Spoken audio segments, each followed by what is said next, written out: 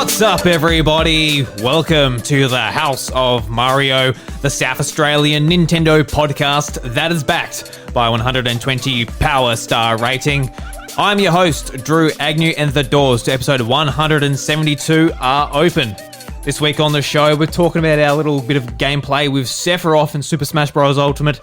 Miyamoto takes us on a tour around Super Nintendo World, and much more.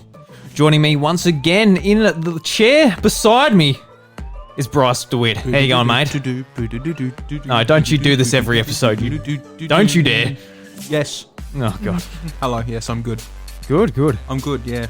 Headphones aren't fitting very well today, I don't know why. That's weird. They're the exact same headphones. So. Yeah, I know. Yeah. Did you get a bigger head or a smaller head? You might have been podcast cheating on me. Okay. I got my big-headed friend in, and it's just to ruin the headphones. Oh, it's all good. It's all good, dude. They're back to normal now, I think. Yeah, see, a little bit of pull there. I can tell you right now, I don't know anyone with a bigger head than you, so Oh, wow. so we're all good. That's a lovely comment. I love it. So it's great to see you again, Bryce. We Yes. missed last week, unfortunately. Yeah. I put out on the Discord, I'm like, should I do a solo episode or no episode? Everyone's like, eh. So I'm like, oh, all right. Take a break. Yeah. Take a break, yeah. Yes, yeah. We've been trying to keep consistent regardless of all the obvious arisen issues this year, and I think, coming into this season, we're both very busy people, and I think a break is nice. Busy. But how are things going for organisation for Christmas at the moment? You're all ready? Yeah, no, we're ready. The only thing is I've been jumping around 3 jobs, so it's sort of like, trying to get everything ready in between has been quite exhausting, but. Got the present sorted out for the kids? And Yeah, it's all done. Yeah. Any Nintendo-related gifts going out? I'd not tell you, actually. I received a $200 tip from a patron at Beachport. Really? Yes, I did. $200? $200 tip, yeah. Wow, why? Yeah. What'd you do? Well, first off, it was Corey. Corey gave it to me. And he pulled me aside. And at first I thought he was going to pull a prank on me because he's like, oh, step outside, I'll give you $200. I'm like, what do you mean? I'm like, where's your mates? And they're like, over there. They were still in the pub. I'm like, okay then. And I went in there and he was like, I could tell you've been working very hard and, he was being a generally good kid because I was so exhausted that day and I looked terrible. And he was just like, I want to give you this and, spend it on your kids for Christmas. I'm like, okay, I'm a little bit dumbfounded, and I mean, I really appreciate the sentiment, but why? And he's basically just like, well, what the fuck am I going to do? Sit here and spend it on alcohol all night? You're like, good point, give it here.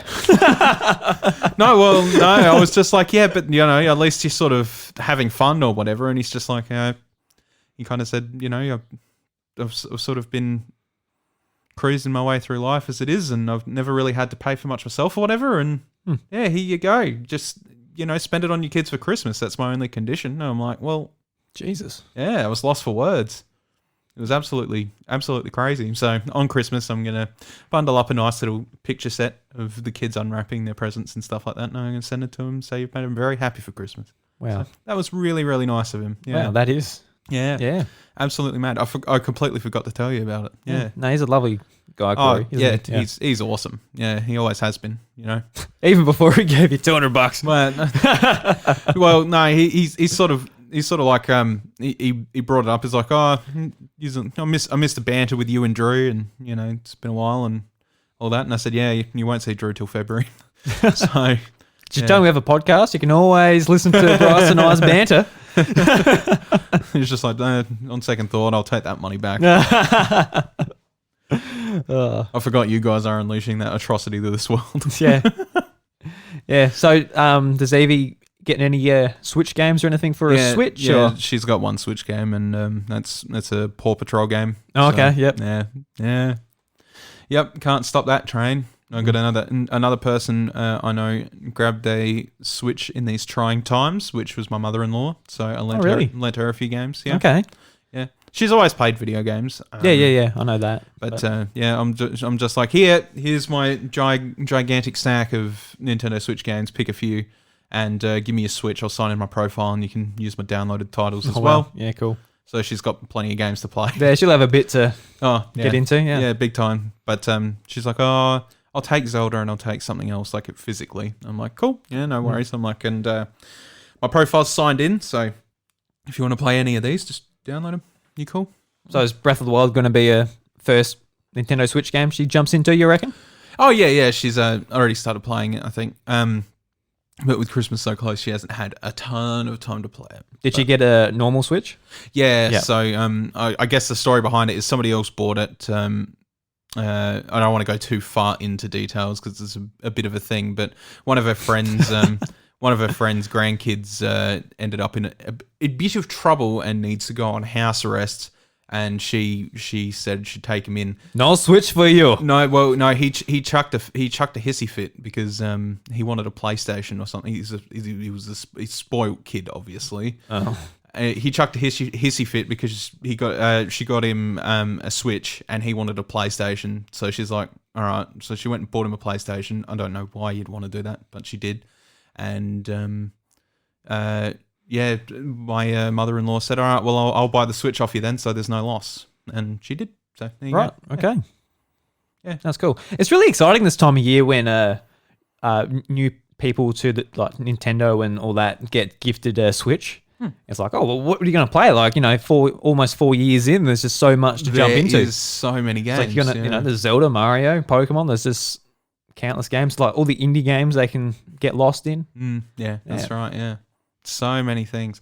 And like obviously again with my profile connected, she's sort of got everything that I've gotten. There's a lot there. Like, obviously I got a lot of physical games as well, but digitally I have so much. Even just like Smash is like one of the games that I have digitally and don't have a physical copy of. So it's sort of like cool. Yeah, it'd be interesting to see when you run into a situation when you're trying to play Smash Bros or something and it's like, oi, someone's already playing this and it kicks you out.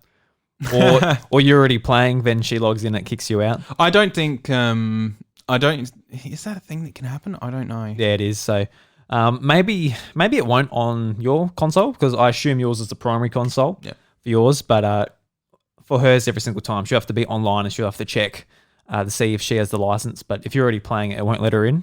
Yeah, that's right. Yeah, but I'm not sure if like say if I'm already playing something online or whatever, and I'm currently connected to the internet, I'm not entirely sure she can kick me off playing things. No, I don't think she can because I'm on my primary console. Yeah. It always annoyed me so much with the PlayStation 4. Like the PlayStation's the main thing we use for Netflix, and that'll be in the living room, and I'll be on my just like original PlayStation in the office area here, and I want to play through. At the time, I wanted to play through Spider-Man, and Chantel was just on Netflix. And when she logs into Netflix, it kicks me out of Spider-Man. Or if I'm in VR, it kicks me out of VR. So I've just got this helmet on. And it's got like this message in my face. I'm like, oh, so annoying. At least on the Switch, you can sort of play different games, and you're fine. Yeah, that's right. Yeah. I believe it works same on the Xbox too. So yes. Oh well.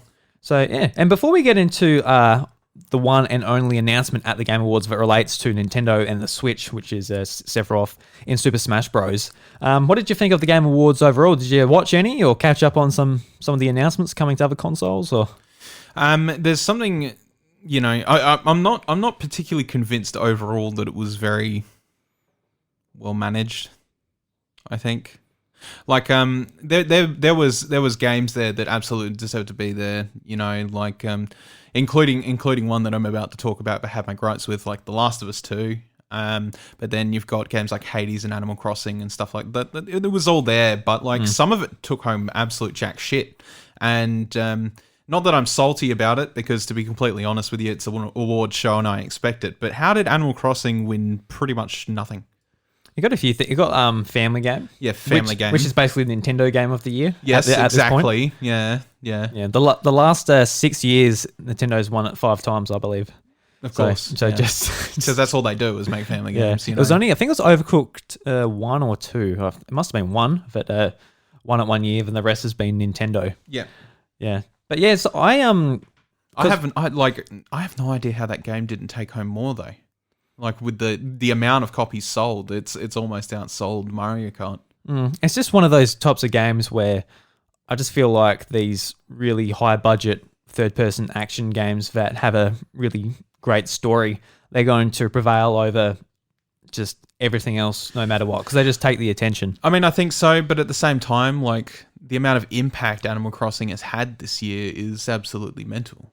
You know, again, it is sort of just, it was the game that brought people together in a pandemic. Yeah. You know, it is hard though, because I absolutely loved The Last of Us Part 2 and I absolutely loved Animal Crossing as well, but I don't know how I can compare the two and be like, all right, this is my game of the year. Because The Last of Us, it left impact on me for like a month afterwards. I was thinking about it and I never got around to replaying the game for the collectibles and the platinum trophy, but I really wanted to. Yeah. I just didn't have the time to get back to it. My one problem with The Last of Us 2, and again, like, you know, obviously this game has had hugely mixed reception since its release. And, you know, I'm personally, not a big fan in a context. Like, I played through a little bit of the first, but couldn't really get into the meat of it without getting bored too quickly. You know, as good as it is that I suppose it maybe won some things, I'm not sure I agree with one award it got in particular, which was Best Direction.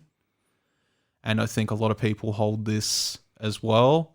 And the reason I say that is because the amount of crunch that the dev team was put under to get that game out. Right, yeah. Out the door. Because for a long time, Naughty Dog didn't actually have a producer. So they did for The Last of Us Part 2, I believe. But yeah, just like a studio that literally doesn't... Neil Druckmann, wasn't it? Yeah. But like for a long time, they sort of operated in a development scene but didn't have a producer or someone just to point the project in a certain direction. So I guess that is maybe a criticism. Like personally, I don't take the awards too seriously. I don't either, but so like, you know, if the Last of Us takes away eight awards, I'm not too worried about that. Especially since that is one of my favorite games of the year. So I guess personally, that's why it doesn't worry me too much. Probably. I think the problem with it is obviously it has been a very severe issue for a long time now, and it's become more in the spotlight recently that developers are suffering serious crunch in like completely different areas, and it's showing with Naughty Dog that it's becoming a common occurrence, and it's quite unfavorable in terms of how developers see things when a game like The Last of Us 2 takes home 8 awards when the dev team was absolutely smashed and typically hating themselves by the end of it, by what it seems, you know.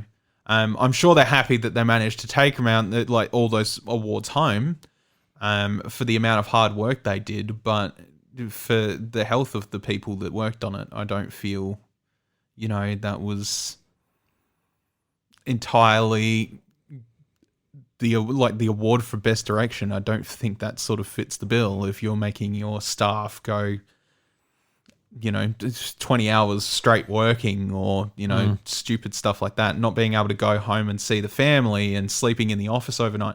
Like there is a line drawn there. Yeah, it is a little bit of a grey area because on one hand, just being crunching at work, there's a lot more to life than work. Like we all probably have certain times of the year where whatever industry we're in, whether it's your own business or you're working hospitality, whatever it is, there's just certain times of the year where there is a lot of work to be done, and you're going to be putting lots of hours in.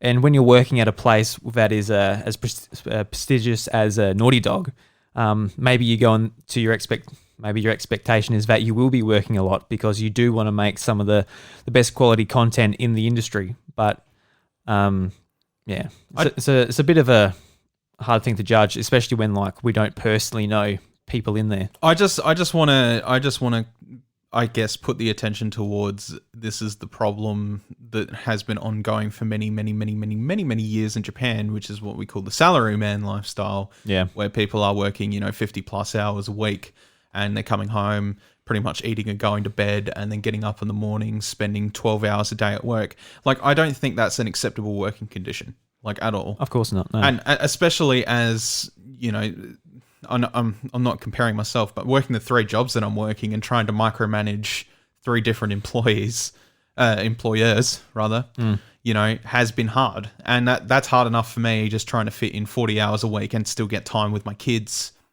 and all that. Yeah. And I feel like I'm missing out, like, on my kids' lives. So I can only imagine what, like, people at Naughty Dog who have been working those 12, 14-hour days and then sleeping at the office just so they can get up early enough in the morning to keep going are missing out on at home. They are people with lives, and if they're being forced, to sort of do that, and I mean, obviously they're still getting paid, they're still getting their benefits for, doing it, obviously.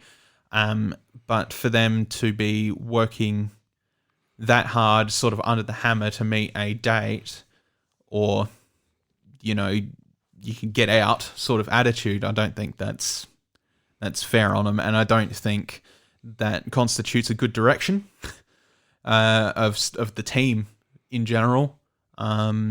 So, like, I'm fine with it winning Game of the Year if that's what what they've decided. I can't really go against that. That is really sort of up to the voters and up to the critics and, like, whoever sort of puts their input on that. But promoting that was a good choice and direction.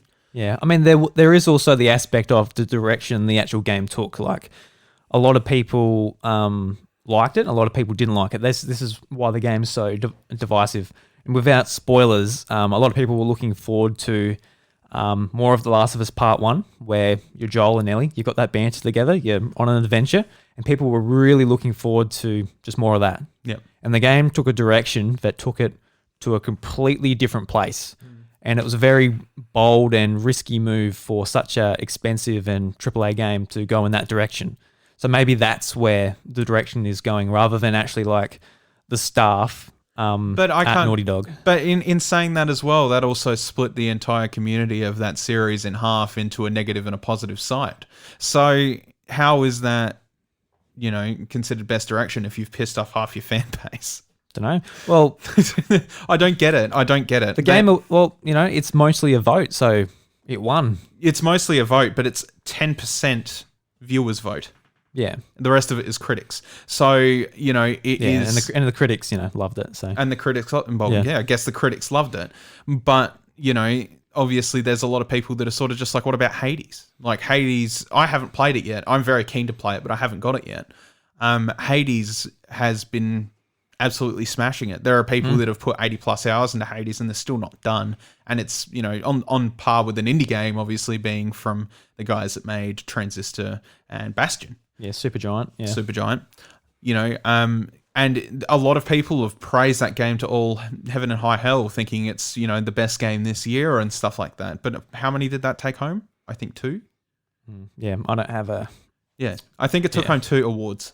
And then, like, everything else that it was up for nomination for was in the same category as Last of Us, and Last of Us took those home. Yeah, and that's the thing too. Like, I was thinking about, like, who I was going to vote for. I never actually got around to voting. I wasn't too fussed about it, so I didn't either. Never actually bothered. No. But if I had to vote, it would have been either Animal Crossing or Last of Us Part 2. Just depending how I felt that day, to be honest, because they're just such different games and they impacted me really differently throughout the year. One was like, I finished it and was like, holy shit. The other one, I'm just like, this is nice. Yeah, this is nice. Yeah. Very different games. Yeah. Which I totally agree with. I don't know. It just seems it's a very weird sway this year. And I think a lot of people, I have noticed, like, a lot of people are just like, this is fucking rigged. And I'm like, well, you know what? Who gives a shit? It's the Game Awards.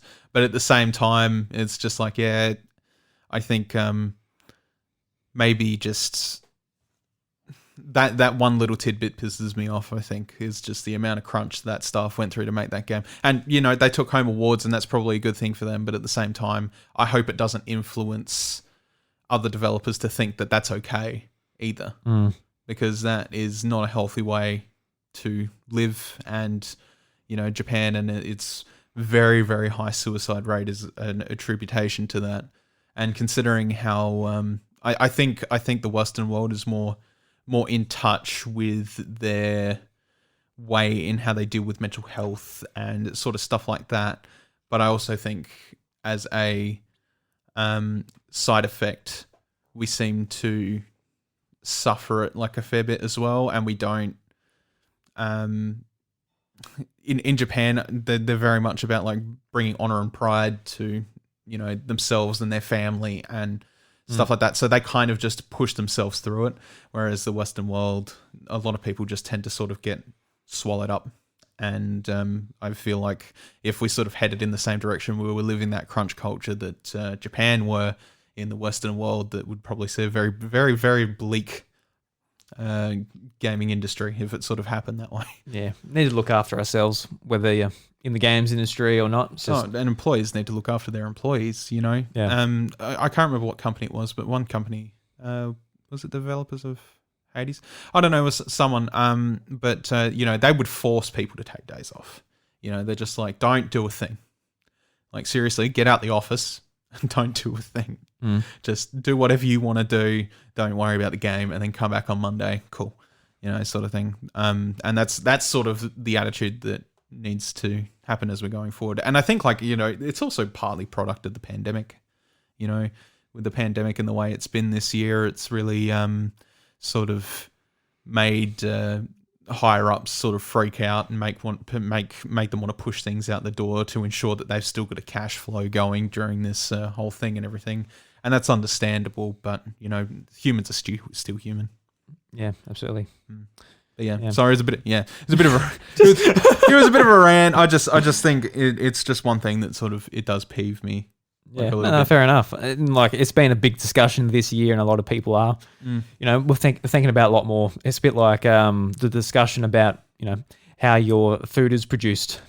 It's kind of like that. It's like, how are games produced? What are the conditions of the people making them? And it's a discussion that's worth having to ensure the industry is healthy and the people who enter it and have been in it for years can still produce the great content we love. I mean, look at us. We, like, every now and then we'll be like, poor Sakurai, because that man is under the same sort of hammer, you know? He's getting absolutely smashed, and that man needs to take a break. That's how sort of crunch culture works. Like, a lot of the people under Sakurai, they might look at him and say, well, here's the head honcho here, and he's working his ass off, so maybe I should be doing weekends and that as well. And then it trickles down. But if you've got a leadership that wants to do that, you know, and they, it could, you know, obviously we don't know the entire situation between that team, but, you know, something tells me that man is not an oppressor, like, at all. He's sort of like, he wants to get things done, but he's not about to, you know, completely tire out people. Because when you hear about him outside of work, like even with Toby Fox and stuff like that, going around to play Smash at his house and like all those nice things, and like going out to the bar with his employees and having a drink, and he seems like a nice dude. It's funny, like all of the character announcements that happened at his house. There was like a few discussions going around his head, like, oh, I can't wait for the Sephiroth sort of presentation. See how much his house has changed, and then like boot up the video, and it's just him being like, all right, we've rented the place. You're probably sick of my house. Like, no, we love your house, man. Like, go back to your house. Go back to your house. You got a PS5? You know what? Pour yourself a drink while you're at your house and talk to us about the next character. Just drunk as shit, just like trying to. So fuck it, I can't do a thing here, boys. Sephiroth has a big sword. Oh, he's such a big sword. Oh, it's really big. Who's got the biggest sword in the game?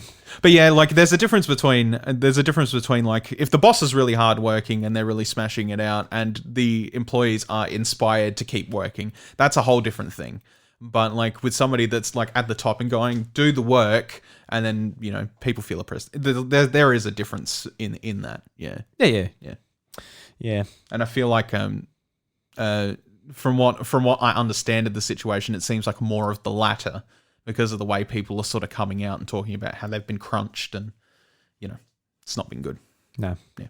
So, well, I guess that's the Game Awards. So let's move on to Sephiroth, which was the very first announcement or thing that was shown at the Game Awards. Jeff Keighley threw it over to the Smash Bros. Trailer. And yes, we got Sephiroth, the villain from Final Fantasy VII on the PlayStation back in 1990.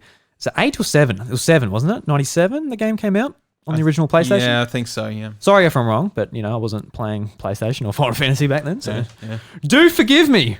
But Bryce, we'll jump straight into you. You've put some posts up on Twitter just experimenting with percentages and moves and stuff. So what do you think of the character and some of his brand new moveset and his little gimmick he's got with his Black Angel? He's one wing angel. One wing angel. Yeah, because he's got one wing, mate. Yeah. Yeah, it's what he is a one wing angel. It's not very useful, is it? Oh, yeah, Can't it fly. gives him a third jump, so... Yeah. Yeah. Third leg, third jump. Yeah. And as soon as he gets it, he can have, another short hop on top of his other hop. So, Yeah. that's not bad. He's good. He is sort of... I feel like the best way to describe him is he's got that oomph to him that Ike has when, you sort of hit things, but it's sort of in the mid-range between that and a regular sword user like Link or whatever. They've got a bit more of a time difference between hitting, sort of and executing the actual move itself.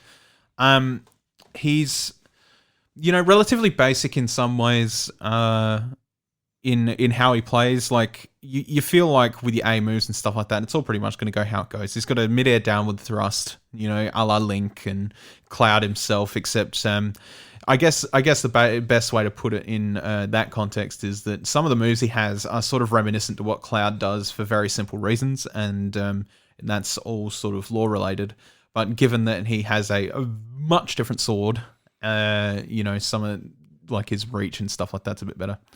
But some of the stuff that he executes is actually quite similar to Cloud, but with different effects, much how clones typically work, I suppose. I wouldn't entirely call him a clone. Obviously, there's a lot more to him, and he has his own systems in comparison to Cloud. Cloud obviously has limit breaks, and Sephiroth has one wing angel mode, and a pretty decent ranged move pool, I'd like to say.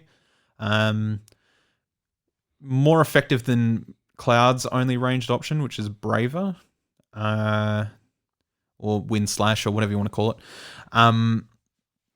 And overall, I think he's quite fun. I don't know how viable he is for sort of like tech and stuff like that, but in terms of sort of the offering that we've gotten from him, the absolute sheer power that he exerts with that fully charged Giga Flare, where he's sort of just like, I have to use my other one because my other one I can't click with that one like at all. Your right hand. Yeah. See, I'm left-handed and I can't click with my left hand.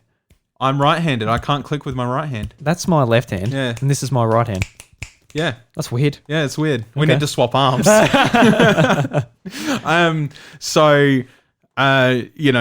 using that move is just sort of satisfying because it's just like this little blip of light into this massive explosion. You're just like, holy crap. And I think the general thing with him is he's not too complicated, which is great. He has a lot of potential for building up a lot of damage in sort of one sort of consecutive amount of time, as I sort of put up on Twitter. You can go from 10.5% to 124% if executing specific things at the same time. It's very rare that you could manage that, but you could more than potentially KO a person in one hit. Yeah, so you put that video on Twitter. How many times did it take you to pull it off? Did you just do it straight away, or did you fail it a couple of times? It took me a couple of attempts, and the reason it took me a couple of attempts is because I was playing on single Joy-Con for one. I just set I just set a second controller there because I'm curious how to make it happen. Obviously, it's like a very rare scenario that you're ever going to pull something off like it, but it sort of just shows how much power the actual character has.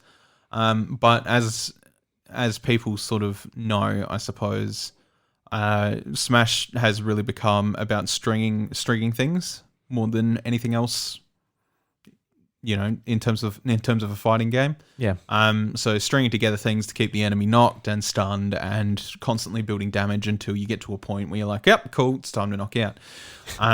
It's time to go. I just don't know whether Sephiroth has any reliable string sort of executions, I guess. Because he attacks so slow, it does leave time for invulnerability. It's the same sort of similarity as Ike. You have to pre-plan a lot of what you're going to do and predict. I would imagine, especially if you're on an online match or something like that, where it's already sort of a game about pre-prediction.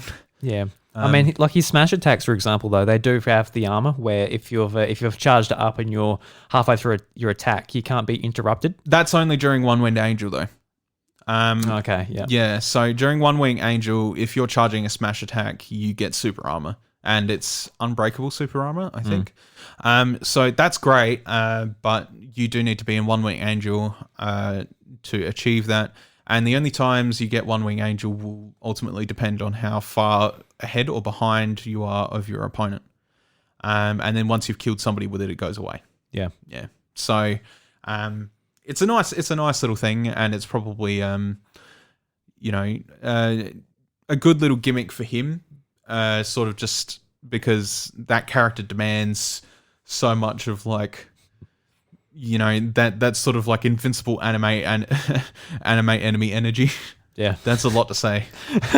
Anime enemy energy. Anime enemy energy. He does really command that, and he always has commanded that as a character. And I do commend Sakurai and the team for sort of really making him feel like that sort of brooding sense of dread and evil, yet being cool, calm, and collected vibe that he has in general. I think that's really well translated in the game, and stuff like Giga Flare, as per mentioned, and how One Wing Angel operates really does sort of attribute to his character overall, and I think that's good. Yeah, and it's just really cool that we do have I guess the first, like you said earlier, the first third party villain to be in Super Smash Bros. Through the DLC. Yeah, so that's really neat. And I reckon it's a great get for Super Smash Bros. Playing like the hour or so that I played, I don't know if I'll put him into like my favorite character slot anytime soon, but he's definitely cool, and it'll be fun to muck around with. But so sort of, what do you think about having him in the game in general? Like the announcement from Nintendo America's Twitter, just going through the comments, a lot of people like the day of were saying like, who the hell is this? Oh god, it's another anime sword fighter, just like your typical stuff you'll probably see from a lot of people when it is like just a guy with a sword. And I guess that is a fair point. There's lots of Fire Emblem characters and Zelda characters in that they are Japanese characters with swords, I guess. But how do you sort of feel about that? I mean, I'm fine with it. Yeah, I am too. I play sword characters, so I really don't care. Like, a lot of people are sort of like, oh, it's another sword character. It's like, okay, so what do you want next? It's like, I want a gun character. It's like, yes. Cool. It's like, what do I want? What do you want? It's like, I want a fist character. And then you like look at the amount of sword characters and fist characters and realize, there's more unarmed fighters than there is sword fighters. Yeah. And then you're like, it's like when we were playing PlayStation All Stars. It's like Nathan Drake versus Dante. It's like just shooting each other from the other side of the map. Yeah, it's like that was pretty funny. Like, yes, gun characters. So sword characters, I guess. Really, you can sort of you can make that a complaint, but they just work really well for Smash Bros. They do. Yeah. And like, I think any character works well for Smash Bros. And like, you can sort of talk about, and you're like, oh, they have too much reach or whatever, and like all that shit. And if you don't like that, well, you just have to learn to work around it. A lot of people also confused about who Sephiroth was. Just for, the game came out a long time ago, and it not coming to Nintendo platforms until the Switch, Final Fantasy VII. So, a lot of Nintendo fans who might have been playing Smash Bros. Since 64, GameCube, Wii, etc., might not have played this game. So, yeah. Well, I think the conclusion we come to before the show is that a lot of the people that are making those comments are sort of in the age group where they were sort of born in the early millennium. So, 2002 to 2010 or whatever. Basically, that's sort of just fallen out of the timeline where Final Fantasy VII really had its hurrah, obviously, in the late 90s, and even the very minor 2000s, I suppose. But like back in the day, God, I don't know why I say that phrase. I hate that phrase so much. Back in the day, Back in the day. you're 27 years old. I know. But I tried to avoid it because I'm like, there's someone in their mid 30s. 30s listening. And there's they're someone in their 40s. There's someone in their 50s. And they're just like, what the fuck? You're literally half the age of me. Exactly. What do you mean back in the day? Back in the 90s. All right, let's put it that way. Back Yeah. in the 90s, when the internet was new and everything was fresh, you would get on the computer and you would jump on fan sites and stuff like that. And there would always be some guy with like a Final Fantasy VII avatar. It would be like Sephiroth or Cloud or whatever. And there would always be discussions about the game and it was always constantly going. And Final Fantasy VII was such a huge success that it sort of blew out the door. And while the internet was sort of new and brand new to most people, that's where it really thrived. And that's why... And I mentioned to you earlier, I knew everything about Final Fantasy VII before I had even touched the game. Because it was that talked about and considered the best game of all time by many people. And, you know, it was, again, that was a product of the 90s. That's sort of how it happened. And as time went for Final Fantasy VII, it had a lot of media. Like you had Advent Children sort of happen, which is the movie. And you've had manga and... pseudo anime adaptation stuff and about 10 plus Final Fantasy VII games. You know, and that all happened within a short space of time before now, where we have Final Fantasy VII Remake. And for the people who weren't interested in playing it anyway and never played it and, you know, sort of whatever, because really it was made for a nostalgia-driven trip. In some ways, way to tell Final Fantasy VII again. There are a lot of people sort of in that early 2000s bracket that never really got to experience any of that. Whereas, you know, people like you and me who are 20 plus years old sort of did somewhat live through that. And we experienced early internet days and the talk about Final Fantasy and... Yeah, I mean, how old was I when the game came out? Like 5 years old? So... Well, think about it like 2006 or so, like when Final Fantasy 13 came out. Did anybody really give a shit?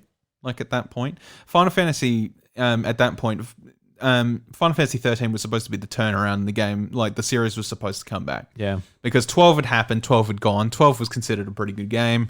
And it was good and everything. But then 13 came, 13 was coming. It had all this hype behind it. It went to crap. And that was about 2006, 2007. And the next games to come out of that were Final Fantasy 13 sequels, which nobody cared about because nobody liked the first one. So... There was that, and they all ran on the Crystal Engine, which everybody hated, and they weren't great games. And it didn't really come back until Final Fantasy 14 got relaunched, because that was also a commercial failure because it used the same engine as Final Fantasy 13, but it was worse by every margin. And then Final Fantasy 14 came around. That got re-released after shutting down. It got re-released to 2.0, and that gained commercial success. And now it's fighting for WoW for top MMO. And Final Fantasy 15 was also supposed to be another was supposed to be another 13 title. Didn't turn out that way. Came out after 10 years of delays or some shit like that, and everybody was disappointed in it. I personally loved it. I thought it was a brilliant little story about the bros going on a car trip, you know. Yeah, so there has been a massive blank point between the years of like 2006 to 2016, where the game had, like the series in general had really suffered, and people had pretty much given up on it, except for maybe 14, which was the only real commercial success. For the series, really, up until that point. It's a surprise they almost didn't throw in the towel with Final Fantasy there, to be honest. Yeah, well, I guess it's one of the biggest series, so they're not going to let it die too easily. Yeah, but it took them 10 years to get it on track, you know, and hopefully those people who might be concerned about 16, I sort of do want to put it out there that don't be concerned and don't be afraid, because Naoki Yoshida is directing that game, and that man brought Final Fantasy 14 back from the dead to what it is today. So I'm expecting 16 to be a very nice game, and I'm glad it's coming to PC because I don't have PS5. So I'm very keen to play that game, and I think it's going to be a very good game. I mean, just from the announcement trailer, it looks it looks neat, dope. yeah. It looks really good. So you know, there is that point in time for over a decade, even to some degree, sorry, where Final Fantasy really became something quite irrelevant and nobody talked about it, and that's when a lot of those kids in the early 2000s, anywhere from, again, what did I say, like 2002 to 2010, where it wasn't being talked about, and the only thing people had to say about it was bad shit, so they didn't even look at it, you know. Or just replaying like the older titles. Well, yeah, but like, you know, because the current game at the time had the astigmatism of, God, this is trash, a kid wouldn't go, that maybe I'll play the older games to see how they'll go. They'd just hear Final Fantasy is trash, and then be like, okay. Okay. Throw it out the window. So also, just this is a bit of a talking point too, the Mii costume. So Final Fantasy VII gets also some more characters as Mii costumes. So you got Barrett, Tifa, and a Chocobo hat. So very exciting stuff there. But I guess the thing that a lot of Nintendo fans are talking about is the inclusion of a Geno Mii costume. So Geno is a character a lot of people really want from Super Mario RPG, also made by Square Enix back on the Super Nintendo. And its inclusion as a Mii costume means that it will not be a character, much like Travis Touchdown on the last DLC drop, where a lot of people were like, oh, well, guess he's not coming. No. So, yeah, I think Bryce and I, we both fall in the camp of, oh, well. Because when you're reaching out to Square Enix, you're going to take a Final Fantasy character, or you're going to take Geno. I know there are a lot of, or Sora, but there's a whole Disney behind that too. Yeah, so it gets a bit complicated there. But I know like a lot of people won't like us saying that, being like, "Oh, come on, Geno, he's actually a character from, you know, a Nintendo franchise, I guess, because even though it's not made by Nintendo necessarily, it is a Mario character." But I guess it's just, you know, we were saying before how we think Mallow should be in the game instead. Just to piss people off. Sakurai's not much of a troll though, so he's not. No. But again, the thing is like, I really enjoy that game. I think it was the good stepping stone for Mario RPGs, and I think everybody can agree with that. And I like Geno as a character, but guys, if you've got people in 2020 saying, who the fuck is this anime swordsman to Sephiroth? Who the fuck are they going to think when they put Geno in the game, apart from, oh, that's the guy from We Want Him in Smash memes? Like, they're not remembering the same Geno you're remembering. They're remembering him from your whinging that he's not in there. You know, there is a real big sort of discrepancy there. Yeah. Oh, well, he'll fit nicely in the, I guess, in the Ridley camp, where it's like, oh, you know, Ridley will never come. But in the next Smash Bros, He probably will. Whether it's directed by Sakurai or whatever, we'll see if Geno makes it in there. Like, I'd be happy to see him in there. Geno's a cool character. Yeah, but if he got announced one day, I'll be like, oh, sweet. That'll make a very small amount of people happy. Yeah, exactly. That's the problem. Small amount of people happy. And then the people that sort of have sort of jumped onto the camp are people that are just like, oh, I guess I'll check out this Super Mario RPG. They played it and they've enjoyed it, and they're like, all right, now I'm part of the crowd and everything. But a lot of the things, it's the same thing as Ridley, I think, is there's a lot of people are going to be like, oh, I remember him from the memes. Ridley's too big. Oh, Geno's too Square Enix. He's too Square Enix. Yeah, but just on the last point for the DLC, it is getting to the point now where, like, every character that gets announced, whether it's Sephiroth or Minecraft Steve or whatever, I'm just like, oh, sweet. Yeah. Get added to the game, I play them, and they'll either click with me or they won't, because with the amount of characters in Smash Bros. Ultimate, I've got like 20 characters which are like, these are my characters, I like them. Then there's like another 15 where I'm like, yeah, I'll play them, I know how to use them, they're fun to play. Yep. But then there's still like 50 more characters after that where I'm like, I don't touch them as much. Like Yeah. there's so many. So these characters really need to click with me now to be like, all right, this is a fun character I want to actually use. Which for the last out of all the DLC characters, has only been Byleth really for me. Well, I was excited to see Min Min from ARMS and all the other characters, but they're just there's so many to choose from where I don't pick them all the time. Are you attributing that to maybe though that if you put a little bit more time into them, okay? Oh, absolutely, yeah. Here is the question I'm going to pose. Pose it to me, man. Out of all the DLC characters that are out so far, and I believe there's still 3 remaining to go, right? 302. 302. How many have there been? There's been Min Min. Min Min, Steve, Sephiroth. Is that it? I think Yeah. that's So it. if that's it, then yes. There's 3 more to go, right? Yeah. There's 6 all up. So out of the ones that have released all the way up from Joker to Sephiroth, right?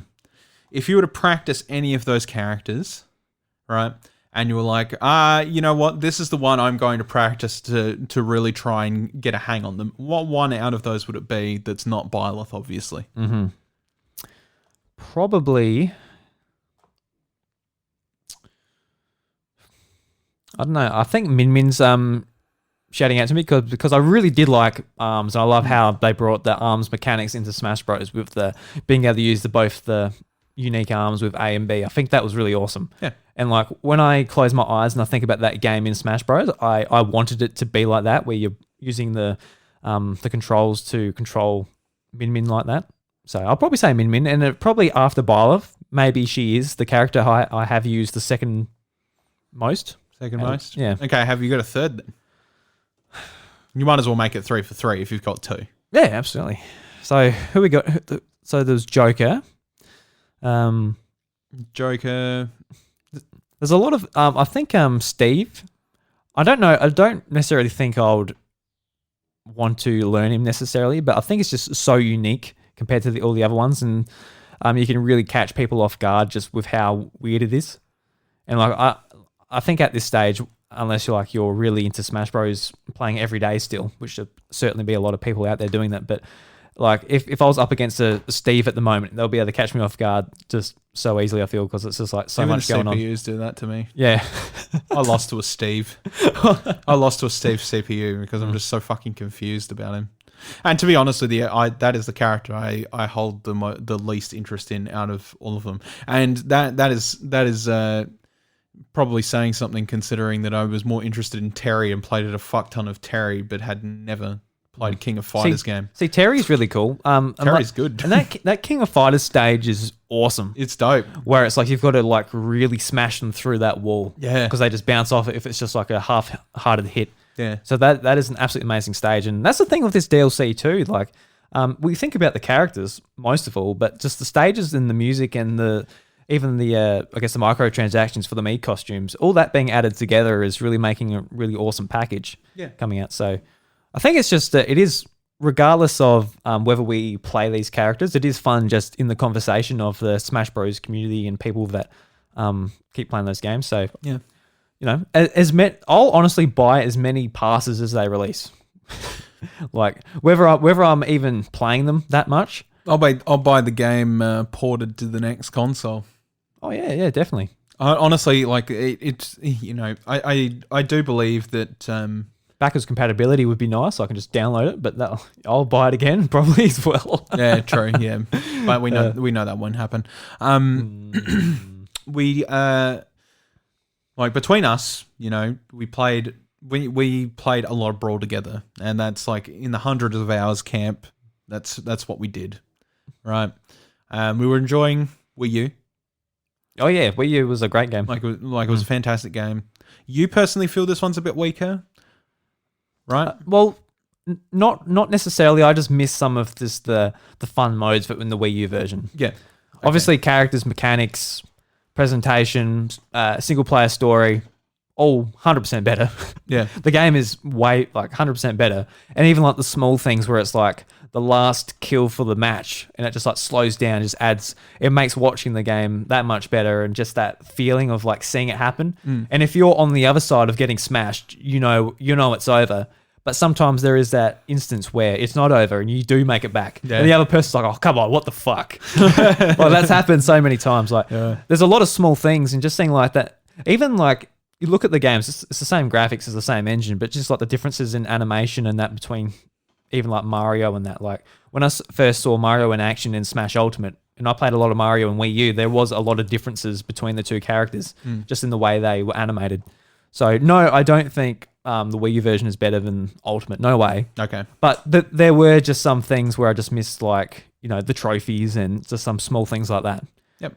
And there were just some small changes they made to like Zero Suit Samus and a couple of characters. Pokemon, Pokemon Trainer, where it wasn't just Charizard anymore. Charizard was my character, but then they brought Pokemon Trainer back and made Charizard worse. Yeah. So stuff like there's like little gripes like that, which like annoyed me. Zero Suit Samus is the thing that annoys me the most because they removed every single combo potential I had for her. Yeah. And now she just feels like shit to play. Yeah, and it's unfortunate, but you know, there's a lot more good things other than that. So, before we move into the news, because we're already 50 minutes in. Yeah. Sure. So, what were some of the characters out of the DLC packs you're personally keen to get into? Well, I've played all of them really, except for Steve. I'm like, I genuinely don't really have an interest of playing Steve at all. I think there's too much packed into that character for me to care. I'd rather just learn what his little nicheties are and just move on. The ones I sort of focused on most throughout my time so far have been Banjo, probably Terry. What else? Banjo, Terry, and there was one more. Did you get into Joker much? No, I didn't. And I think the reason I didn't get into Joker much is because he, especially at the time he came out, there was a lot of tech to him, and to sort of play him really effectively. He's definitely fun to play. I like fast characters, and I like those sort of like. Not quite like Fox-paced characters, but sort of just above that. So like Sheik or, whatever. I do enjoy those characters. Just unfortunately, at the time, his tech was a bit too complicated for me to figure out. But Banjo was simple enough, and he's exactly what I wanted him to be, and came out as exactly what I wanted him to be, was just this goofy character with all these moves that I knew, and was fantastic. His reveal trailer was the best. I loved it so much. Terry was a big surprise for me because typically I don't have like a big affinity for Street Fighter and games like Street Fighter. I play them and like I have a bit of fun with them, but there's just something about the whole like beefy fighter man punches other beefy fighter man that I'm not entirely into. But Terry is awesome, and I think reading like it has sparked my general interest for that series. Yeah, playing him. I think it was especially eye-opening just Sakurai's presentation about just got like a huge history lesson on the whole series. Yeah, and like his in-depth character is huge, and I think that's really awesome. Just like this is the move from this very specific instance in like the second game or whatever it is, but there was really cared about that character. It's like there was no crouch or whatever, so we implemented this from this certain thing. It's like holy crap, really interesting. Yeah, he was really into it, and I loved the amount of passion that he had for it. And I was like, I'll give him a crack, and I loved him, and like he's the character that I wanted Ken Ryu to be.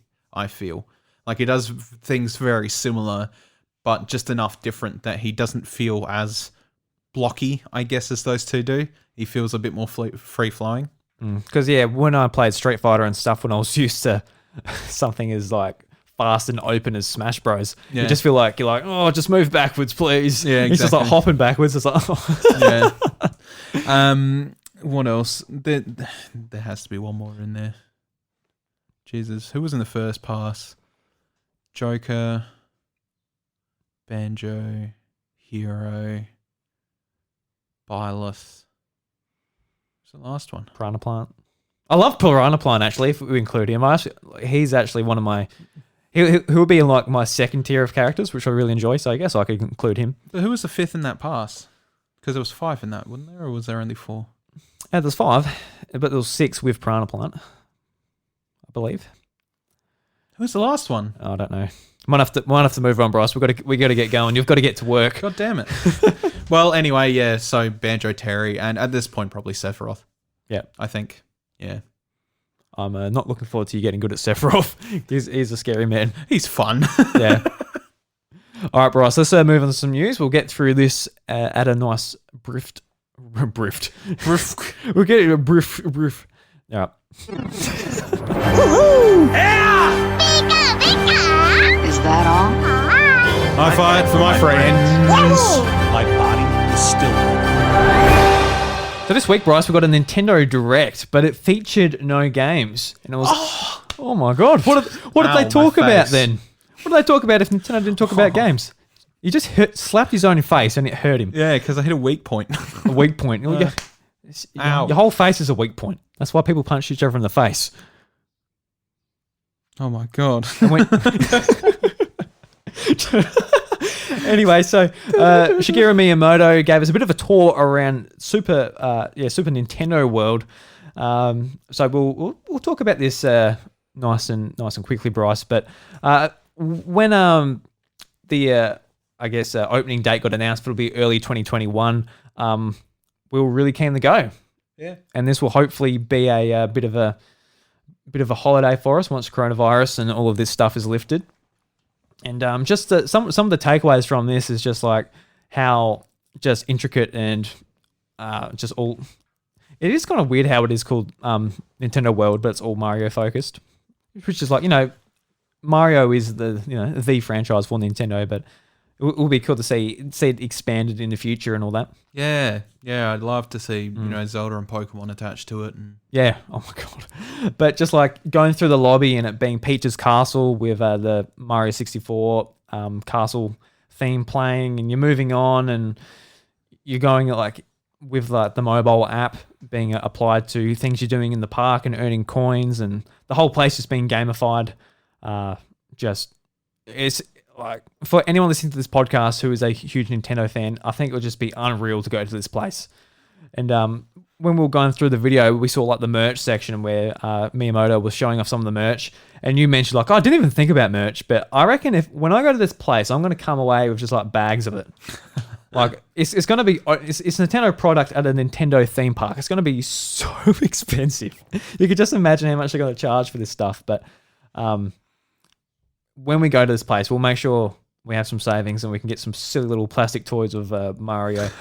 Like they've got a Mario toy where you sort of like run it along and it walks by himself without actually. And it does mention that it doesn't need any batteries, which is a cool little mechanical toy, as well as just like sort of a Mario pipe with Mario coming out of it, and just the logo of Super Nintendo World on the pipe too, which would be a nice little display thing for all my other Nintendo knick-knack stuff. Paddywhack. Yeah. So yeah, pretty cool stuff. Yeah.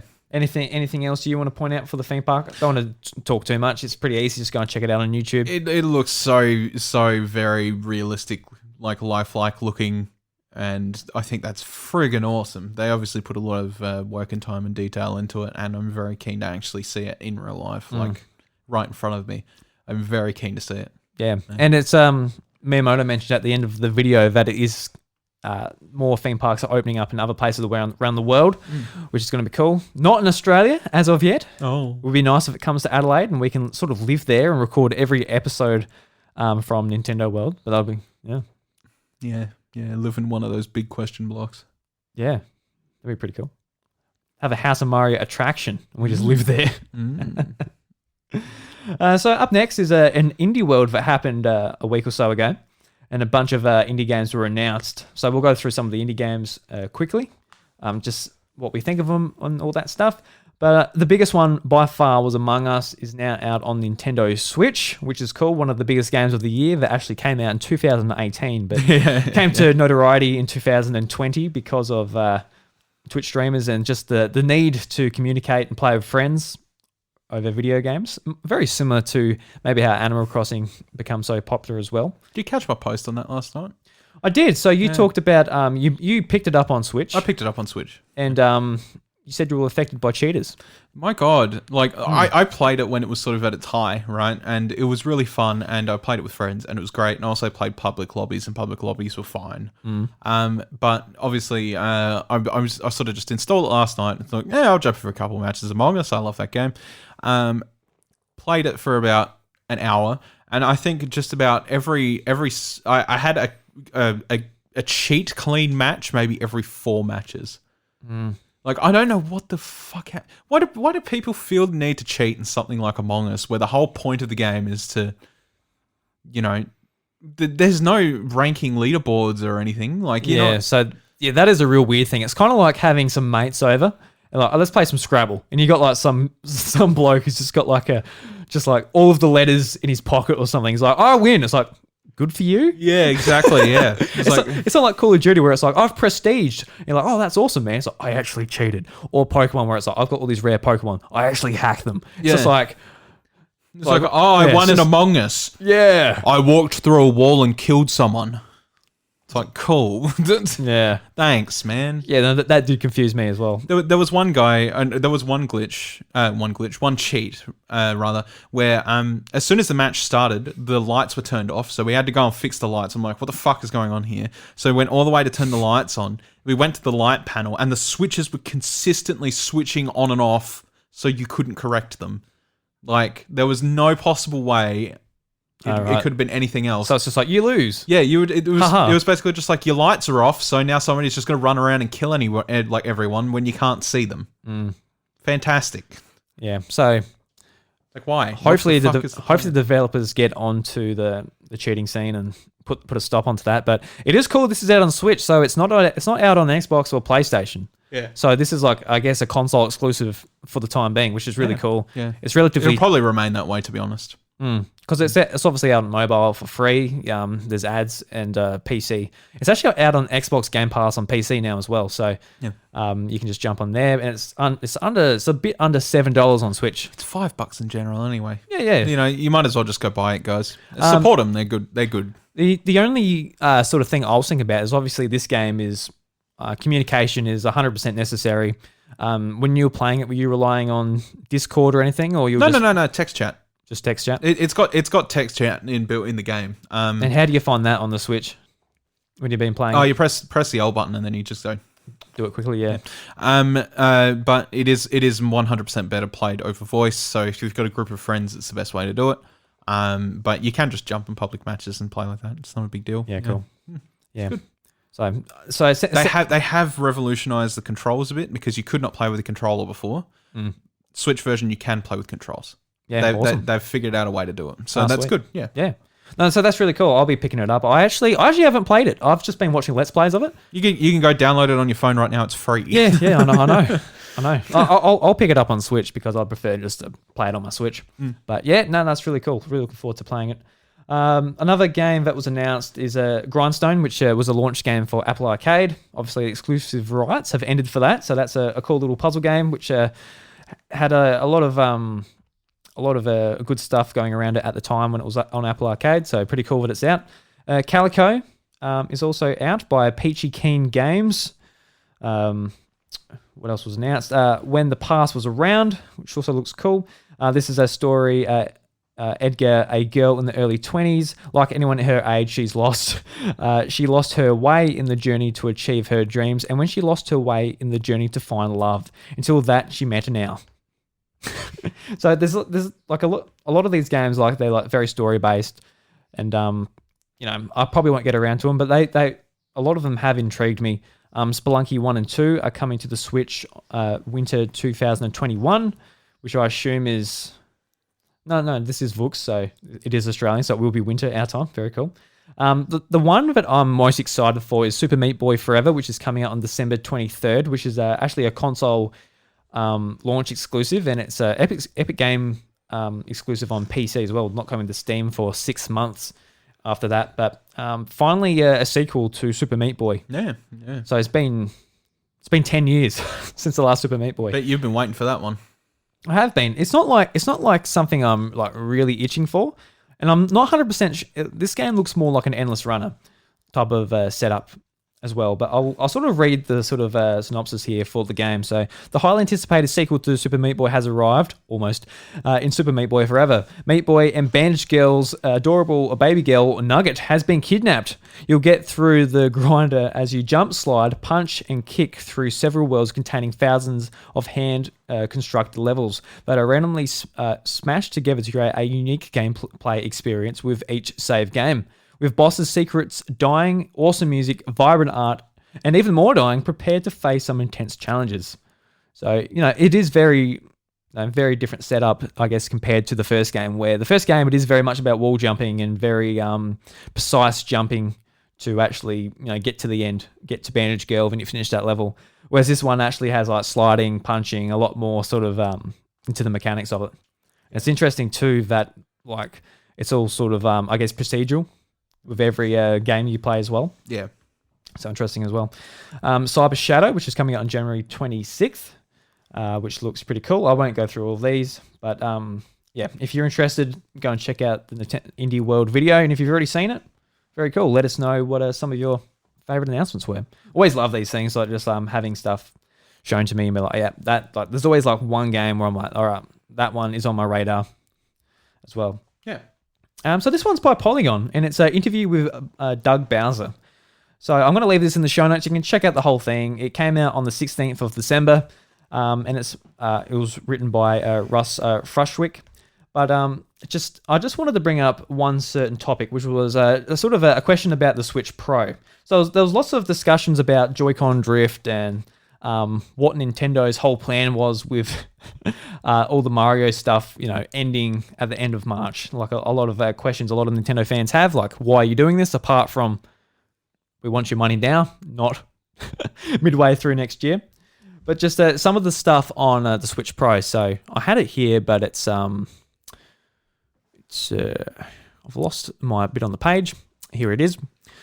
So Russ asked, obviously, rumors of the Switch Pro have basically been floating around for years at this point. For a while, it was alongside the Switch Lite, and then it didn't end up happening. These days, hardware strength is all the rage. Nintendo has never been one to push hardware, but obviously at this point, a 720 handheld screen is getting a bit of a creaker. How does that match with Nintendo's long-held strategy of updating the hardware after, let's say, 3 or 4 years? And this is Doug Bowser. Yeah, a couple of thoughts here. There are a lot of questions in there, and let me just break it down. First, we're always looking at technology, and we know technology is constantly evolving and changing. We're always looking at what is coming to determine how can it enhance and improve the gameplay experience, and whether that's on a current platform or whether that's a future platform, we're always looking at that. However, we also see right now, and we talked about it, the momentum of Nintendo Switch and Nintendo Switch Lite in the 4th year is strong, and we believe that changing the trajectory of another typical console lifestyle, and we will continue to for this foreseeable future to really lean into both of these platforms and the content that comes with it, because that symbolic relationship that makes the real difference. And that's why Nintendo Switch is so differentiated. First, the hardware form factor obviously is something that you have a gaming system that you can play at home and a console. You can also take it on the go in handheld mode virtually anywhere. Is unique and remains unique within the industry. But then the way we build games into the platform and the way partners build games onto that platform is really what matters, and the experience that you have when you play it. So that's what we'll continue to lean into as we really get going into the 5th year of Nintendo Switch. And as Mr. Furukawa, president of Nintendo, mentioned in his corporate management policy briefing, we believe we're just at the midpoint of the lifestyle of this platform. So, a lot of these, that answer is like a lot of the other answers he gave to some of the questions Russ gave in his Polygon article. Like, when you sort of like think about what he said, he basically answered the question without really answering the questions. Like, is there going to be a Switch Pro? He says, oh, well, we're always looking into it, and we're thinking about the technology, and we are halfway through the current life cycle of the Switch. Which, like, halfway through the the console cycle of the PlayStation 4 or Xbox One, that is when they introduced another console to up its power and prolong its life. So that sort of statement from Furukawa saying that the Switch is nowhere near done doesn't necessarily mean a new Switch could not potentially come out. But I just. Personally, I'm really putting my coins into a pile that I would bet that we will be seeing a a beefed up Switch next year. And like, surely if it doesn't come next year, I think the 6th year, surely there's a brand new Switch coming out. But how do you feel about the Switch Pro sort of for 2021? If it doesn't happen next year, it won't happen at all. It'll just be another platform after the Switch. Like the new Nintendo line that they have for the 3DSs was a fantastic idea, and obviously it opened up a lot more to, you know, what the 3DS can do. Obviously, it wasn't entirely unachievable what the 3DS could do. Like, it could play Smash Bros, for example, and all that. It just couldn't play it at the same level as the new consoles did, because they had more RAM to support it. You know, being able to home screen from the game and stuff like that without any interruptions and having to close the game and whatnot. And then you had the extra games that come out for it, like Xenoblade and such. And I think that's all good and stuff, but to be honest, I don't know how well those consoles sold in comparison to the base market for the 3DS by the end of the lifetime, and whether it was worth shelling out for all of that. So yeah, in the 3DS's case, probably not. It was for me personally, because I used my 3DS a lot, and just having it be a bit snappier back to the menus and all that, I was quite happy with the upgrade, and it was just a nicer feeling unit, so I appreciated that. But yeah, we'll see what happens with the Switch. I think Doug, he didn't necessarily say, you know what, no, we're happy with the Switch at the moment. I think that might be relatively telling. And also, it is an interview on the 16th, just before Christmas. He's not going to say, yes, there is a better version coming later. Right. It's not going to happen. So, yeah. So moving on, this is from gamesindustry.biz, and Niantic donated a total of $7 million in 2022 Black Lives Matter charities. So Niantic donated a total of $7 million in 2020 to non-profits focused on supporting black communities. In its social impact report published today, Niantic listed 28 different organizations that received some portion of the $7 million, at least $12 million of which stemmed from Pokemon Go Fest ticket sales earlier this year. The company has pledged at least an additional $5 million to supporting new game and AR projects by black developers. Additionally, Niantic donated $170,000 to pandemic relief this year, and $700,000 to support education, health, and sustainability. It also fulfilled its pledge to promote 1,000 small businesses in Pokemon Go for free, which it continued to do over the next year. So just a nice thing I'd like to put out there, that Niantic are making a lot of money with Pokemon Go this year. It was a record-breaking profit year for Pokemon Go, but they're also putting it back into community and, you know, supporting things that are, you know, important, and helping groups of people be better. Yeah. So good. This is an interesting one. So this is from Nintendo Enthusiast, and Tencent is seeking a Pokemon consultant with 900 hours plus of game time. So this was funny. So I'll just read it. I'll just read the tweet from Daniel Ahmed. So Tencent is recruiting 19 Pokemon-related jobs right now. The most interesting of which is for a Pokemon consultant. So these are the requirements, Bryce. Do you meet them? Clear all Pokemon games with 900 plus hours of game time. All Pokemon games. All Pokemon games. With 900 plus hours for each individual game. No. I overall. Yeah. Okay. How it's worded, I take it as overall. No history of Pokemon, have a masterable ranking in Pokemon, so that's Pokemon Sword and Shield, and have watched over 500 episodes of the anime. So Daniel goes on to say that Tencent is a distributor of Pokemon Switch products in China. I would assume the jobs are related to point one, but also could be that Tencent is working on Pokemon-related products beyond Pokemon Unite. And he also said that the job listing is now taken down. There must have been too many Pokemon Masters applying LOL. So this is an interesting little thing. Like, I think a lot of if someone was hiring for like a Pokemon consultant job, I'm like, I love Pokemon. I want to make money with my knowledge of Pokemon. I don't know if I'm so knowledgeable I could be the Pokemon consultant for Tencent. Are you sure? I'm not, but I would have over 900 hours. Surely, I've put over. Oh yeah. Put over 200 in Sword and Shield alone, so surely. Yep. I have put over 300 in Emerald for sure. I mean, maybe. I definitely did. I reset my game a lot, so I'm not quite sure. But I know my Pokemon history, maybe not all of it off the top of my head. I don't have a Master Ball ranking in Pokemon because I haven't done that much. They keep on resetting it too. So how do you prove it that you had it maybe at launch, but you don't anymore? Not quite sure. And I probably haven't watched over 500 episodes of the anime, so I would have to do a bit of homework there. I would have to sit through just like Team Rocket, Binge. Team Rocket getting blasted off like a million times. I probably actually want to put my head in the sand after watching that much Pokemon anime. I'm sure you would too. Just a little interesting thing. The job has been taken down. So if you're like, I am the biggest Pokemon expert in the world, it's too late. But interesting nevertheless. Rest in peace. Now moving on, Bryce, this is Nintendo Switch sales in the US for November. And earlier, or I guess a month ago now, that I said that surely Nintendo Switch will not be the best-selling console in America for the 24th month in a row. You were proven wrong. And I was wrong, which is quite interesting. It really does show how understocked the Xbox Series X and PlayStation 5 were. Yeah.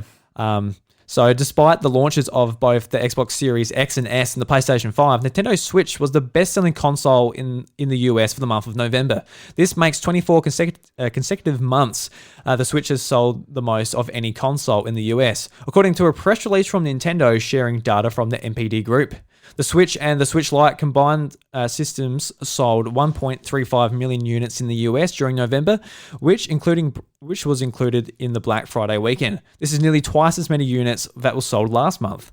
Both the Xbox Series consoles and PS5 suffered from supply constraints over the course of their pre-order launch month periods. And for the full year, the Switch has sold 6.92 million units in the US so far, already more than there were sold in 2019, with one more month in the calendar remaining, which is a big month, being December and lead up to Christmas. So I guess pretty cool news for Nintendo. It'll be interesting to see when, because there is a lot of demand for PlayStation 5, obviously the scalpers and all of that are just eating up and... Yeah. Big time. So once the PS5 does actually have enough to meet demand, we'll see where the Switch fits in then. Yep. But also just with sales, the Switch has sold 1.3 million units in China, which is a big success. It's twice as many as the Xbox One and PS4 over there.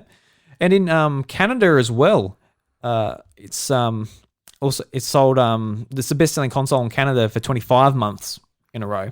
Yeah, shit. So, over in North America, it's absolutely killing it, and in China as well. So, interesting to see.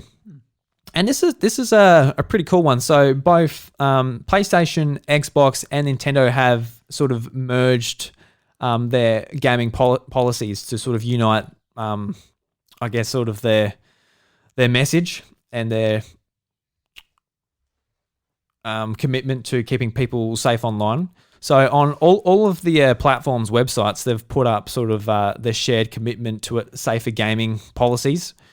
And so you can go to either Nintendo, Xbox, or PlayStation to check this out. But this is pulling from Nintendo.com. And they say their shared commitment to safer gaming. And the dot points they laid out is prevention, which empowers players, parents to understand and control their gaming experiences. Partnership, which is their commitment to partnering with the industry regulators, law enforcers, and our communities to advance user safety. And responsibility, we hold ourselves accountable for making our platforms as safe as possible for all players. So just a cool thing, because there was a couple of years ago when there was all this Fortnite was finally coming into cross-play with PlayStation. Head of PlayStation, what's his name? Something Ryan. Jim Ryan. Jim Ryan was saying, we can't do crossplay because all the kids, the children, on Xbox and Nintendo, they're just rampant over there. They pedophiles and all that awful stuff. Just imagine him dressed up in Reverend Lovejoy's wife's attire. Pretty much. Think of the children. So this is a great thing to see, that with games that are crossplay, there are going to be less issues just with different platforms having different visions of what their online ecosystem is going to be, and they can really conceal it together. So if you like to check this out because you are interested, because you're a parent or you're just interested in general, I'll leave a link in the show notes to Nintendo's page. You can check this out. And just before we get into the recent releases, Bryce, this is a bit of just a fun story. So from Nintendo Enthusiast, and the article is, man mails in Wii U for repair. Yeah. And Nintendo mails back his wedding ring. I saw that. So, reading from the article on Nintendo Enthusiast, we have shared tales of Nintendo in Japan practicing spectacular customer service before. For instance, there was a time that Nintendo shipped a 95-year-old woman a new Game Boy because the company did not have the part on hand to repair hers. Oh. Yeah, that'd be awesome. This news story isn't quite that amazing, but it's awfully funny. A Japanese man mailed in a Wii U to Nintendo for repair, and Nintendo mailed back his wedding ring, which was inside of his Wii U.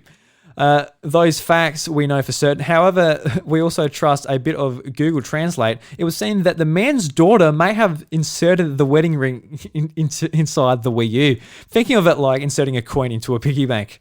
That would raise a new question of how she got the ring and how long the ring was missing, but I guess it was a bit of mastery is a good thing. What they actually don't realise is it was an elaborate wedding proposal that they just rejected. Yeah, trying to marry one of their Nintendo workers, just like...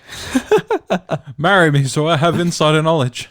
Yeah. I know firsthand of having well, not a wedding ring, but, buying a engagement ring and that. Like, that is a type of thing you put in your drawer or somewhere very safe, and if you lost it, you'll be in so much trouble. Whether it's from your wife or just yourself because it's an expensive purchase. But yeah, just a funny little story. Yeah. And if he didn't get it back, his daughter would have been grounded for 1 month without any food or Nintendo Switch. Jesus. All right, Bryce. So this is actually pretty cool. So Persona 5 Strikers is finally has a launch date for the West. And it's got a bit of a steelbook coming. So this is from Vooks.com. And is this one you're interested in, Bryce? You're keen to get Persona 5 Strikers? Yeah. So it's coming out on the 23rd of February 2021.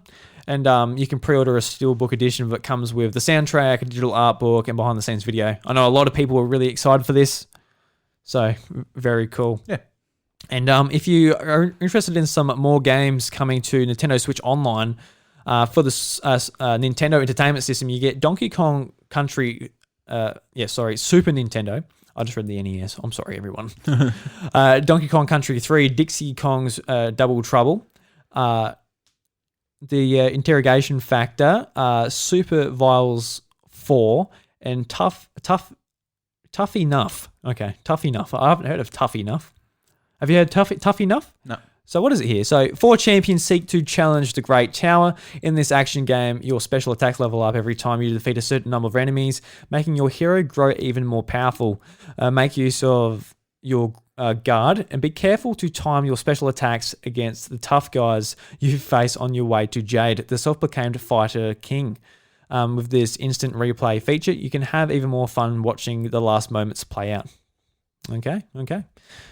And also for the NES, you can get Nightshade as well. So some cool drops there. Obviously, Donkey Kong Country 3 is the big one. I assume a lot of people are really excited about. Yeah, for sure. Jamie, even though it was considered the worst one by most. But yeah. It's good that it's there. Yeah. All right, Bryce. So let's move on to the House of Mario's Red Coin recommendations for this week. Oh, so Bryce, I picked out a couple here, which keen about. So we talked about Among Us before, which you can get for $6.45. It's very cheap. Very cheap. Get amongst it. They only marked it up an extra $1.45. Wow. It's pretty good. Aren't they nice? And the other couple, I had no idea what, but I just picked them out because of the name. And this is called Shakes on a Plane. Shakes on a Plane, Bryce. Oh, shit, yeah. And the bit of the verb it gives is Shakes on a Plane is a chaotic co-op shaking game for 4 players. Flying on various planes with your flight crew. Serve a variety of tasty shakes, burgers, fries, and many more dishes before the plane lands on the airport and your passenger rates your services. But it is not only you who creates all the mess. Aliens always had a good look on our shiny planet with its weird citizens, but the undeniable delicious food they're creating and cooking in the intergalactic community. So, did Samuel L. Snackson make an appearance in this? I believe he did. So just looking at the screenshots, Bryce, it looks very much like a overcooked sort of setup. Beautiful. No idea what it's like, but if you are a big fan of, say, Overcooked, Probably for you. Go and look up a review or something. It might be for you. And this is also a game that caught me out just because of the name. So it's called Freddy Spaghetti. Oh, yes. Freddy Spaghetti. So meet Freddy. Freddy Spaghetti.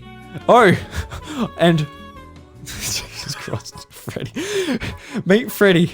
Freddy is spaghetti. I like that very much. Follow along Freddy's story as you plunge headfirst into challenges and obstacles. Created in a laboratory machine by the brilliant Dr. P. Star, Freddy's story turned out to be quite the adventure that would follow. Freddy uses rope physics to simulate the squishy, stretchy, and ropey character. Walk, run, jump, slide, slap, smash, kick, dodge, and epic fail your way to the goal. Epic fail. Oh, just epic fail your way to the goal. That's not a fail if you're making your way to the goal, just saying. Overcome the environment, master your spaghetti. So, features, these are the dot points. Fun and easy controls. They don't sound easy, just to be fair, just from what you said. Physics, all over the place. Unique levels. So they're not all the same. Every level is just like the same. I like how they have to say that. Hilarious and captivating story. I'm sure it's so captivating. Professional narration. Oh, that sounds pretty cool. Heaps of personality.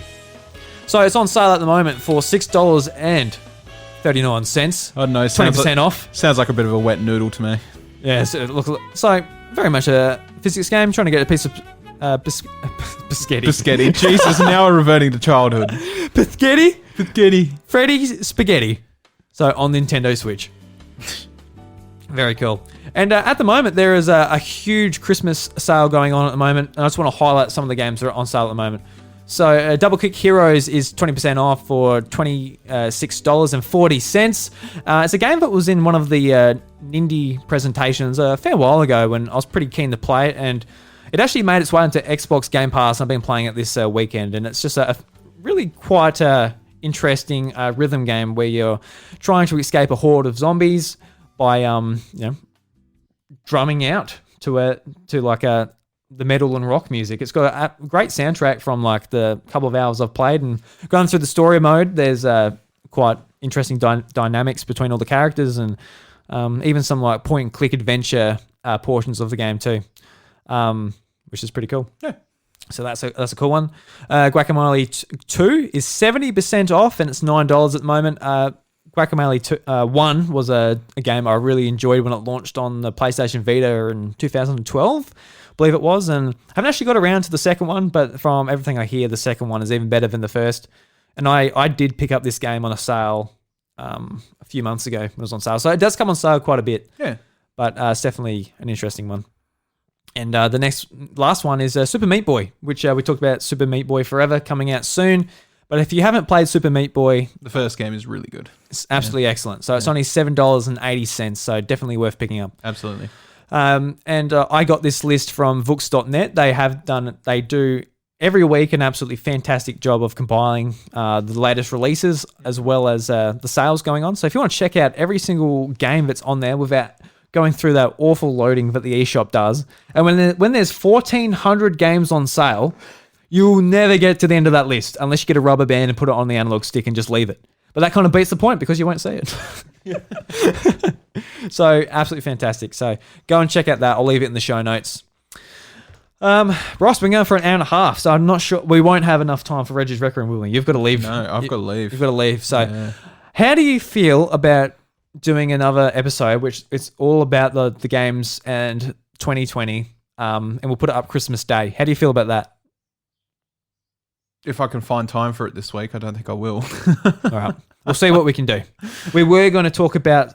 If not, we'll do that for New Year's. How's that sound? Yeah, okay. Yep. Cool. We'll do it later. We don't have time now. And the episode is going longer. Yeah, that's exactly right, yeah. But, yeah. All good. No, yeah, I think that'll be a good New Year's one. Yeah, absolutely. Yeah. Cool. Like, it was a relatively... it's very much a quiet year, but there was some great titles that came out from Nintendo and third parties as well. I totally agree. So, that brings us to the end of the show, Bryce. Thank you very much for joining me. No, as always. As always. So, and thank you very much to you for listening to the House of Mario episode 172. If you enjoy the show, you can leave a review on Apple Podcasts, much like James did. And he says, a definitive Nintendo podcast. And he goes on to say, an informative and witty podcast for fans of all things Nintendo. Always enjoy listening. Keep up the great work. Thank you, James. So thank you very much. And another review from Great Britain. Oh, so very cool. It's always cool to hear about people from the other side of the world that are listening to our banter. Yeah. Very cool. Love it. So go and give us a review on Apple Podcasts. And if you can't manage that, well, that's okay. We appreciate you We just listening. won't be reading out your review. Yeah, we just won't read your review because you don't supply us one. If you'd like to keep up with the show on Twitter, you can follow me at iDruby. You can follow the show at The House of Mario, and you can follow Bryce at IVRevan. You can join our Discord community with a invite in the show notes below or beside or above, depending on what app you use. It might just be on top of us, depending on what it does. I'm not up with all the UIs of every single app or Spotify or whatever it is. So don't leave me accountable. But on mine, I swipe to the side and the show notes come up. So technically, to the right of me for most of the time. For most of the time. But it is there. It's somewhere. Yeah, Go and find it. Yeah, absolutely. It's there. It's just there. So, Bryce, Nintendo Jukebox this week. Where is it? It's there. Where is it? Before you do start it, though, in the events that this is the last episode before Christmas, which is pretty highly likely, to be honest, because it's on the run up to Christmas now. Thank you, everyone, for the awesome year and supporting us during what has been an extremely hard year. We appreciate it very much. Obviously, there was times there where it was very hard to get together and record, or if we were able to at all. And sometimes we would have to rely on doing it online or doing solo episodes, and the response and feedback and just the general support behind us during these times has been extremely incredible, and has, seldom reminded us why we continue to do this every week, and why we've enjoyed doing it every week for the few years we've done it now.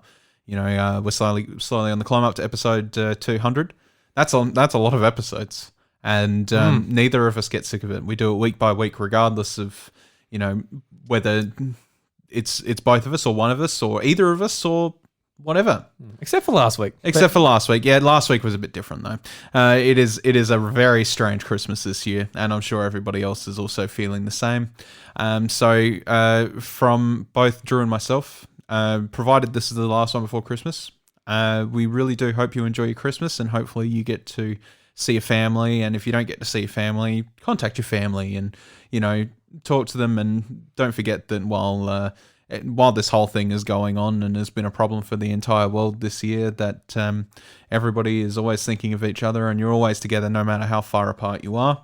And we at the House Mario thank you very, very much. Yeah, well said, Bryce. I feel exactly the same way. And doing this podcast with you each week, it's the highlight of my week. Absolutely. Absolutely love it. I love being able to have a reason to talk to you each week, have you over, catch up, because without it, we get lost in work and all that, and we just sort of go, oh shit, it's been a month. That's how adulting works. And that's exactly right. And that's how most adulting works. All of that, yeah. And just putting this podcast out and just the feeling it gives me, and even if there's like 1 or 2 or 50 or I don't know how many people are out there listening to this and enjoy it each week, and it helps them, I don't know, get through a study session or a trip to work or whatever, because I've got podcasts that I listen to that give me that exact same feeling. So absolutely. Yeah. A very Merry Christmas and a Happy New Year to all. And I also want to say that like you said, Bryce, the support this year has been great. And we, at the start of the year, we moved to a brand new podcast platform. And since we've moved, we've actually had over,